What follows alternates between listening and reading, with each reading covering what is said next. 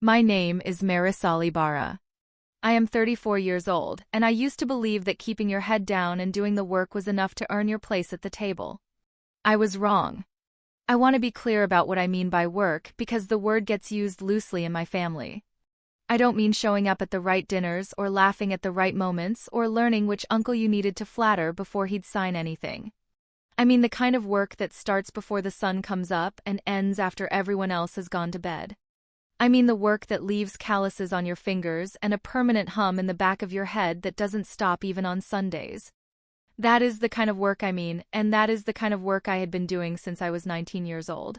My father, Gerardo Ibarra, built Ibarra Property Services from a single pressure washing truck and a handshake agreement with a strip mall owner in Glendale, California. By the time I was in high school, he had 17 commercial contracts and a crew of 11. By the time I graduated with my business degree from Cal State Northridge, he had 32 contracts, 2 residential lines, and a reputation in the San Fernando Valley that meant the phone rang without advertising. People knew the name. People trusted the name. I was proud of that, the way you're proud of something you watched grow up alongside you, because in a lot of ways Ibarra Property Services and I had grown up together. I kept records of all of it. Every contract I touched, every invoice I processed, every negotiation I ran, I had a folder on my laptop labeled Operations, Archive, and I had been adding to it since I was 23 years old. I did not know then that I would eventually need it. I kept it the way careful people keep things, because they understand that memory belongs to whoever gets to speak first, and paper does not.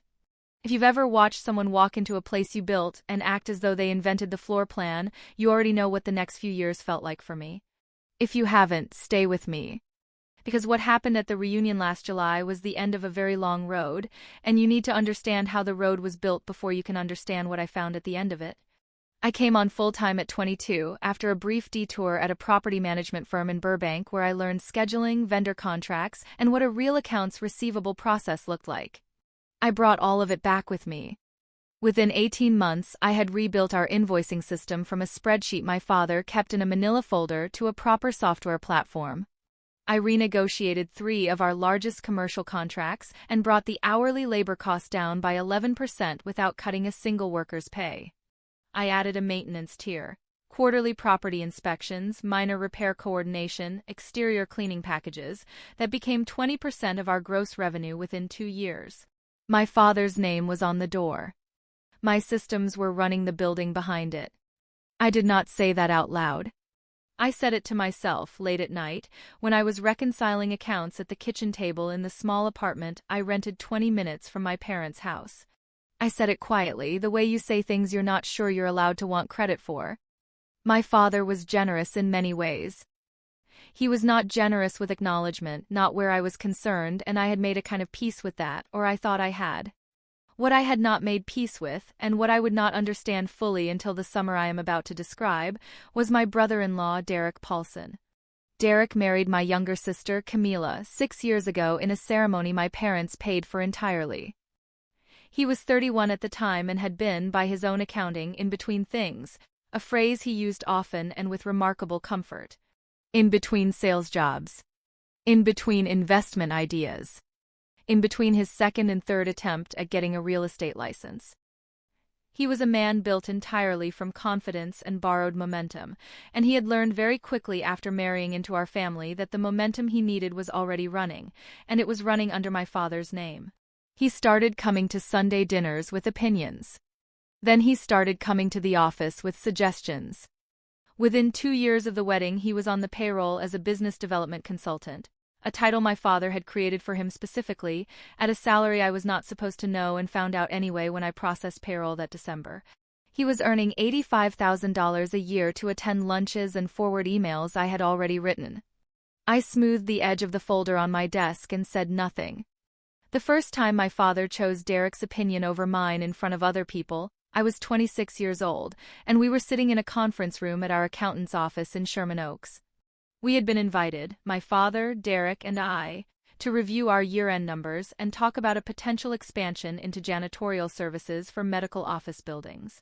It was something I had proposed in a 12-page memo 3 months earlier, After spending 6 weeks researching the market, the licensing requirements, the supply chain, and 2 competitor operations that had scaled successfully in the Inland Empire, I had built a projected timeline, a startup cost estimate of $420,000, and a conservative revenue model that showed break-even at 14 months.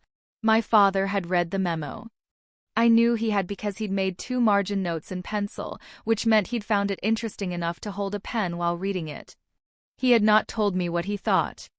At the meeting, our accountant, a careful man named Mr. Okonkwo, who wore the same style of brown tie every time I saw him, walked us through the year-end summary and then opened the floor to the expansion question. I started to speak. I had the memo on the table in front of me, open to the projection page, and I had barely gotten through the first sentence when my father held up 2 fingers. Not to stop me, he would have said later, just to indicate he wanted to hear something else first, and turned to Derek. Derek leaned back in his chair. He had not brought any documents. He had not done any research that I was aware of. What he had was the specific brand of confidence that does not require preparation, the kind that reads the room and decides the room is interested enough. He said the medical office idea was probably too niche. He said the real opportunity was in residential HOA contracts, which were lower margin but higher volume, and that he had a contact at a property management group in Encino who had mentioned something about a contract opening. He said all of this in about 90 seconds. He had no numbers. He had a contact who had mentioned something. My father nodded slowly. He said, "That's interesting." He said it the way he said things when he had already decided, not when he was considering. I squared the memo in front of me and asked, calmly, whether we could look at the numbers I'd prepared before making any directional decisions. My father said yes, of course, and then Mr. Okonkwo moved on to the next agenda item and we never came back to it. In the car afterward, driving back to the office, my father said Derek had a good instinct for where the market was going. He said it the way someone says something they want you to agree with so they don't have to explain it further. I watched the 101 freeway pass outside the window and I said that was good to hear. My father turned on the radio. Derek's HOA contact never produced a contract. I never mentioned this. The medical office expansion I had proposed eventually happened. 2 years later, after Derek suggested it again at a different meeting, repackaged as his own idea, and my father approved it on the spot. I had the original memo dated and filed. I did not bring it out. What I want you to understand about this pattern is that it did not feel dramatic in the moment. That is what makes it hard to explain to people who haven't lived inside it. It didn't arrive as a single event you could point to. It arrived as 100 small redirections, each one individually plausible, collectively building a structure in which my judgment was always the second opinion and Derek's instinct was always the first. The cruelty of it was not in the cruelty. It was in the warmth. My father was never cold to me in these moments. He would put his hand on my shoulder at the end of meetings and say I was doing great. He said it often. What he never said was that anything I had done had mattered in a specific, nameable way. The praise was always general. The credit always went somewhere else. By the time I was 28, Derek was attending client meetings I wasn't invited to. By the time I was 30, his title had been changed to Director of Business Development, and he had a business card that said Ibarra Property Services. Not a hyphenated name, not a qualifier, just the name, as though the S in services also stood for him. My sister Camila noticed none of this or did not appear to notice it, which in the end amounts to the same thing. She was warm and distractible and genuinely believed that everyone in our family was doing their best, which was a kind thing to believe and also a convenient one. My mother, Rosaria, was the kind of woman who smoothed surfaces. She had been smoothing surfaces inside our family my entire life, and she was very good at it. She called me every Sunday. She asked how I was sleeping. She never once asked whether I thought the arrangement at the company was fair. I want to go back further, because the account that was drained last July was not only a bank account, and understanding what was taken requires understanding what I had actually put in. When I was 23, the company's largest client, a commercial property group that managed 14 strip malls across the valley, threatened to pull their contract over a recurring scheduling failure that had been happening long before I arrived.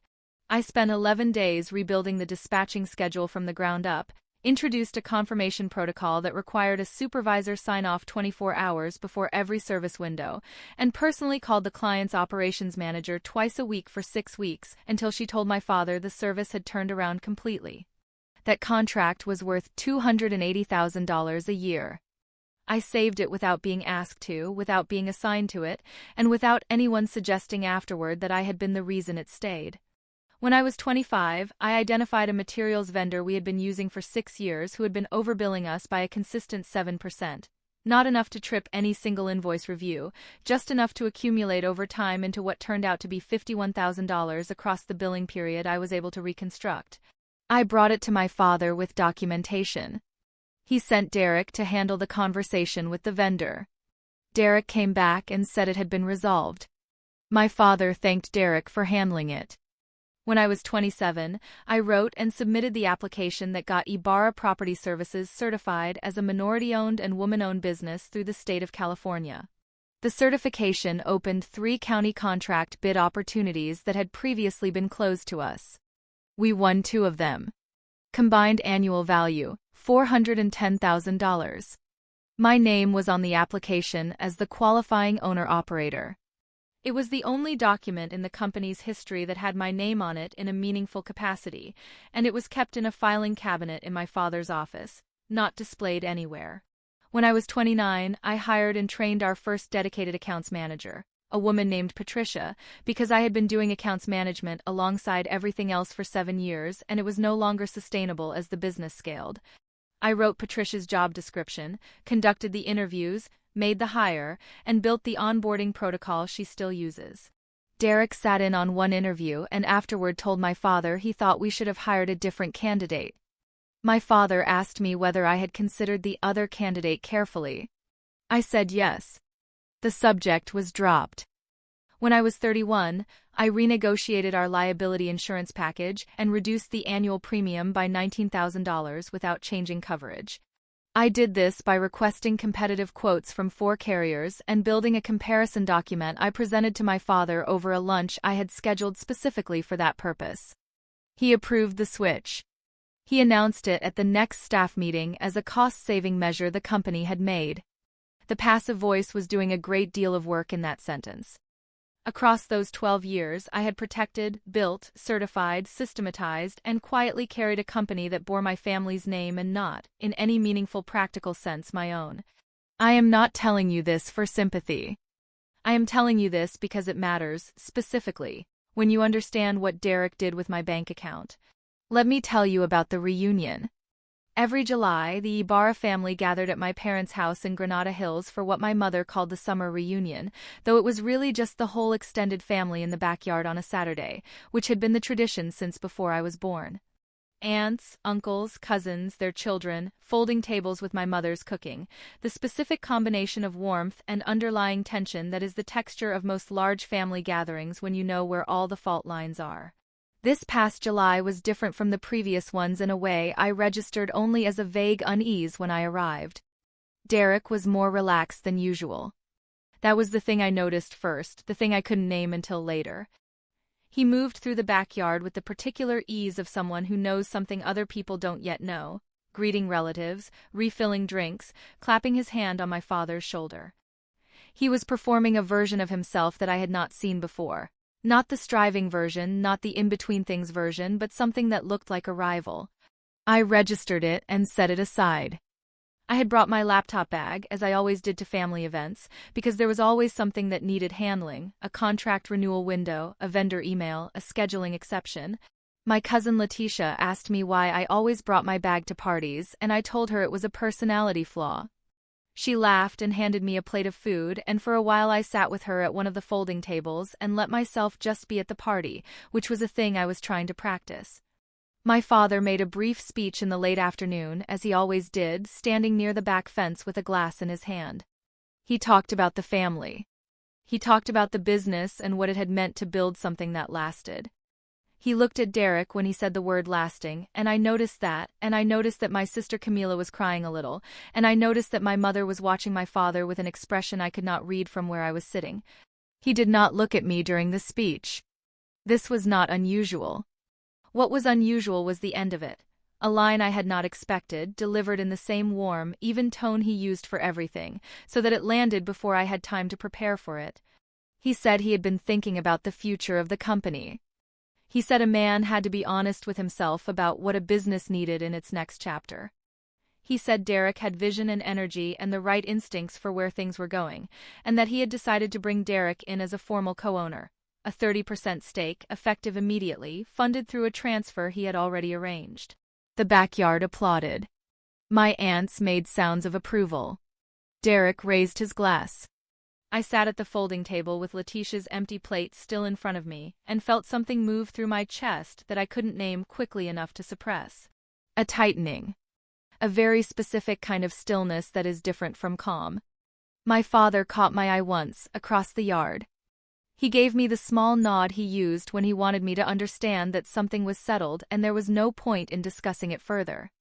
I drove home that night without speaking to Derek or my father beyond what was necessary to leave without causing a scene. I said goodbye to my mother, who held my hand a beat too long at the door. I said goodnight to my aunts. I told Letitia I would call her that week. In the car, I turned the radio off. I drove the 20 minutes back to my apartment in the particular silence that is not peaceful but is at least contained. I set my laptop bag on the kitchen table and sat down and opened my banking app. The checking account I used for business-related expenses, a dedicated account I had set up 8 years ago to track reimbursables, vendor floats, and the occasional equipment purchase I'd front on the company's behalf, showed a balance of $14.17. 3 days ago it had held $43,000. I sat very still. I went to the transaction history.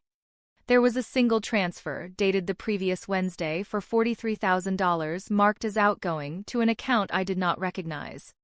The memo line read, reallocation per G. Ibarra authorization. I set my phone face down on the table and did not move for a long time. I want to be precise about what I knew at that moment and what I didn't.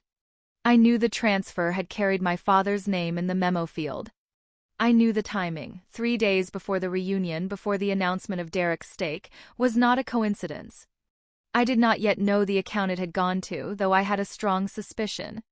I did not yet know whether my father had authorized it knowingly, whether Derek had acted on what he assumed was standing authority, or whether something else entirely was happening that I hadn't yet understood.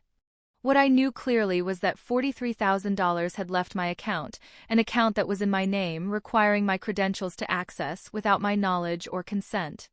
I opened my laptop. I went to the folder I kept labeled Operations, Archive, which was where I stored every contract, every invoice, every correspondence that had ever touched my work at Ibarra Property Services.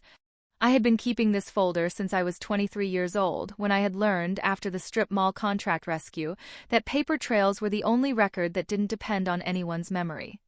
I found what I was looking for in under 4 minutes. I set it aside and started a second folder. The following Monday morning I went into the office early, before anyone else arrived. The building opened at 7. I was there at 6:45, with my key and my badge and the 12 years of access that came with being the person who actually ran the place. I spent 90 minutes at the filing cabinet in my father's office, cross-referencing specific documents against the records I had at home. I found 2 things I had not known about and 1 thing I had suspected. I photographed everything with my phone. I returned the files to their original order.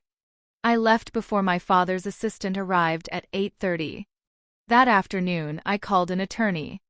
Her name was Sandra Reyes, and she had been recommended to me by a friend from Cal State who had gone into employment law. Sandra did not specialize in employment law. Sandra specialized in business disputes, partnership agreements, and fiduciary claims, which is exactly what I needed. I sat in her office on the 14th floor of a building in downtown Burbank, and I laid everything out. The 12 years. The transfer. The documents I had photographed. The certification. The contracts. The timeline. Sandra listened without interrupting. When I finished, she was quiet for a moment, and then she said, in the careful, even tone of someone who is calibrating exactly how much to say, "Before we talk about strategy, I need to ask you something. Is there any written documentation of your role at this company that names you specifically, not just in passing, but in a formal capacity?" I opened my bag.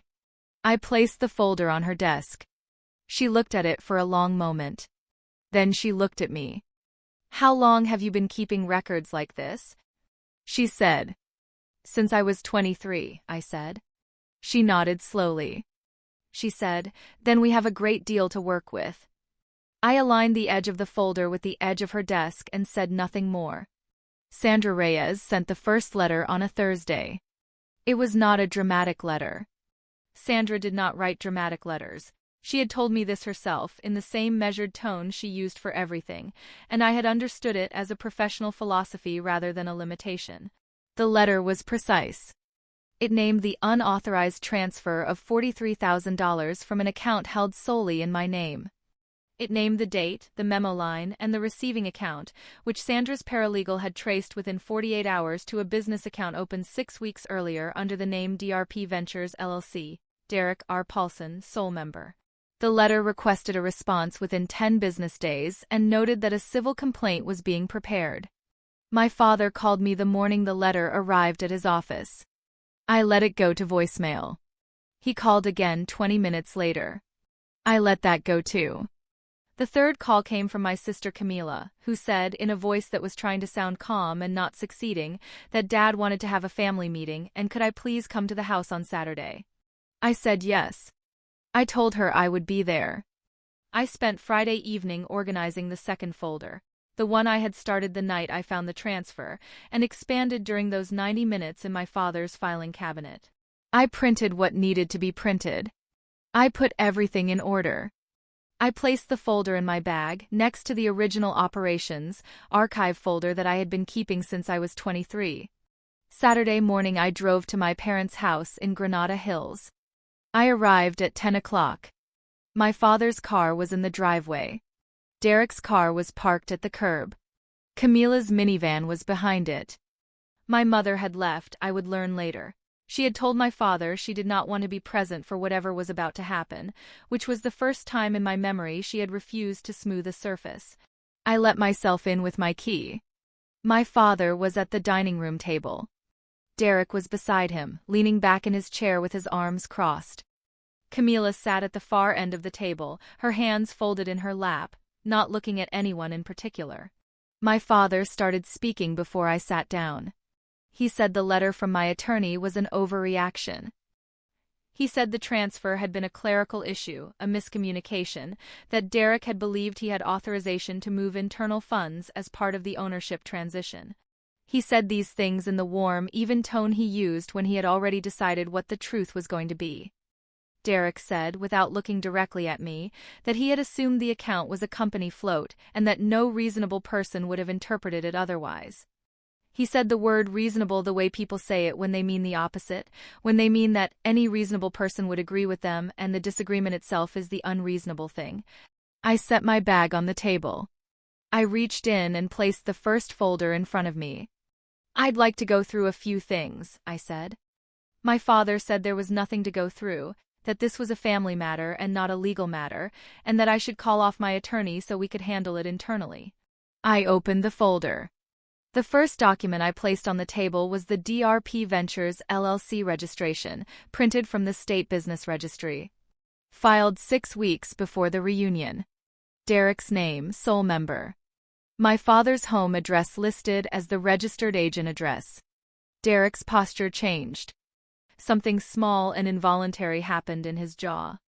I placed the second document beside it. It was a copy of the authorization form required by our bank to initiate a transfer above $25,000 from a personal account. The form required the account holder's signature. The signature on file was mine. It was not my signature. "That's a forgery," I said. I said it the same way I would have said the weather. My father looked at the document for a long moment. He said very quietly that there had to be an explanation. I placed the third document on the table. It was a printout of 6 email exchanges between Derek and my father's business email address, dated across a 4-week period before the reunion. The exchanges discussed the ownership transition, the timing of the announcement, and, in the 4th email, Derek noting that he would handle the account transfer before the Saturday event to have the funds available for the venture's initial operating costs. My father's reply was 2 words, sounds good. The room was very quiet. Camila made a sound that was not quite a word. Derek said slowly that those emails were taken out of context. I said, there are 14 more. My father's hands were flat on the table. He said my name, just my name, the way he said it when he wanted me to stop. I said, I'm not done. I placed the 4th document on the table.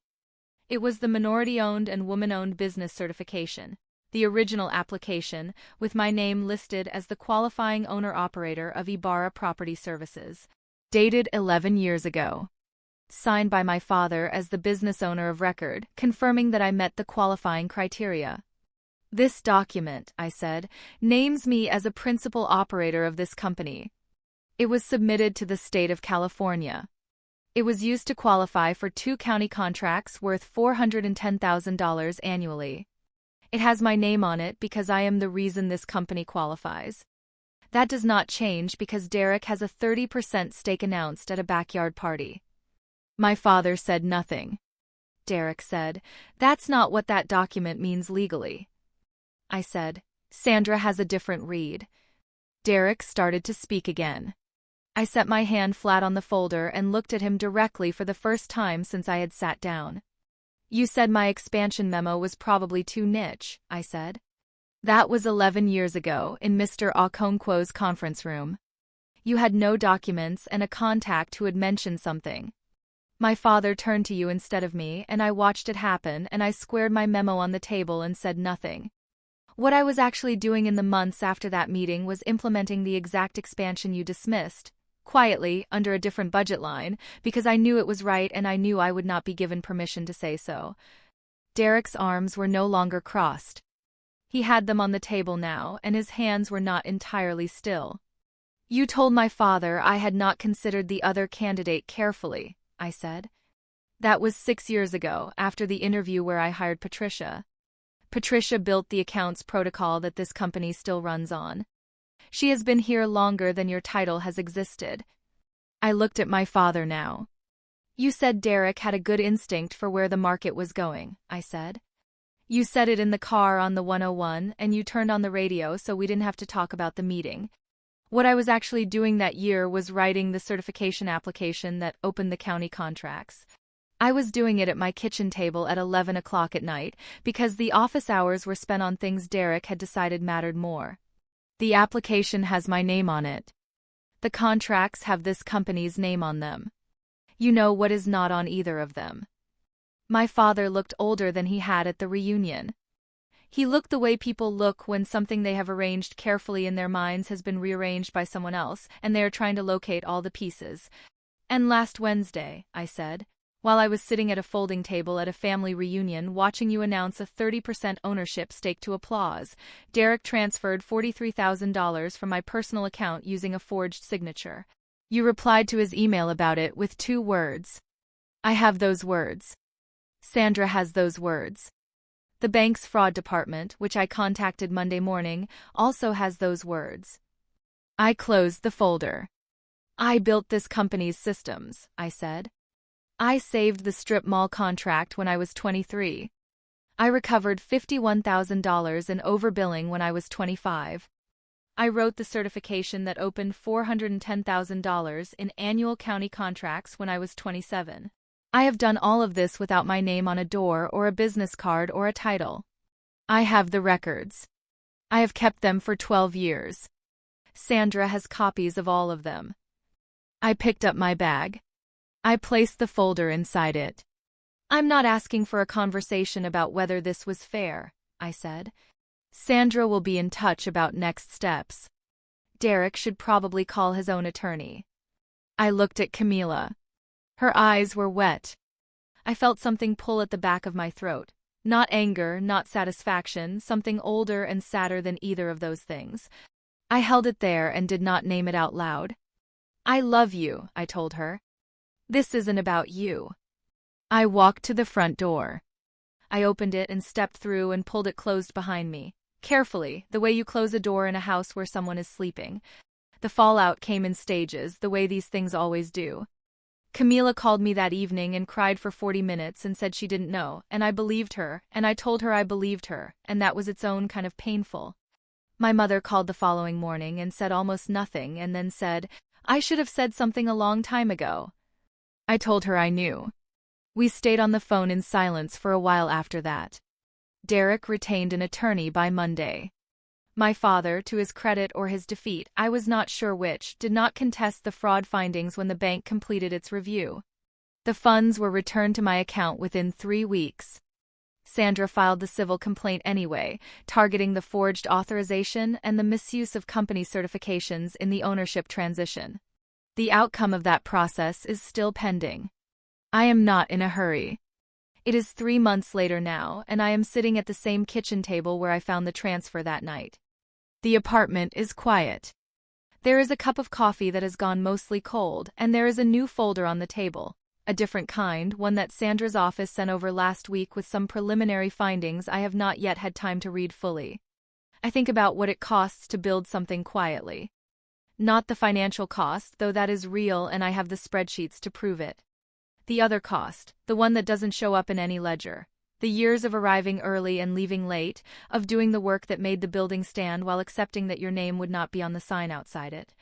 I think about the version of myself at 23 who saved that strip mall contract and drove home alone and did not tell anyone because she had learned very young that claiming credit was not something she was supposed to do. I don't know exactly when I learned that lesson. I know it came from inside the family, the way most of the things we carry longest do. And I know that I held it for over a decade, past the point where it was serving me, because it had become confused in my mind with loyalty, as though being quiet about what I had built was somehow the same as being faithful to the people I had built it for. It is not the same thing. I understand that clearly now. What I want to say to anyone who recognizes this story, and I think some of you do, because I don't think what happened in that dining room was unusual, I think it was just documented, is that the records matter. Not because you should be planning a confrontation from the beginning, but because the work you do is real, and real things can be written down, and written things can be brought into a room when you need them. I spent 12 years being invisible by choice, because I believed that the work would speak eventually on its own terms. What I know now is that work doesn't speak. People speak for work, and if you are not one of those people, someone else will be, and they will tell a story about your work that has their name in it. Keep the records. Date them. File them somewhere that is yours. If this story felt familiar to you, share it, because someone in your life probably needs to hear it, even if neither of you has said that out loud yet. Some things take a long time to be seen clearly. That doesn't mean they weren't always there.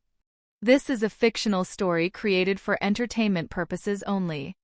All names, characters, events, and businesses depicted are entirely fictional, and any resemblance to real persons or events is coincidental.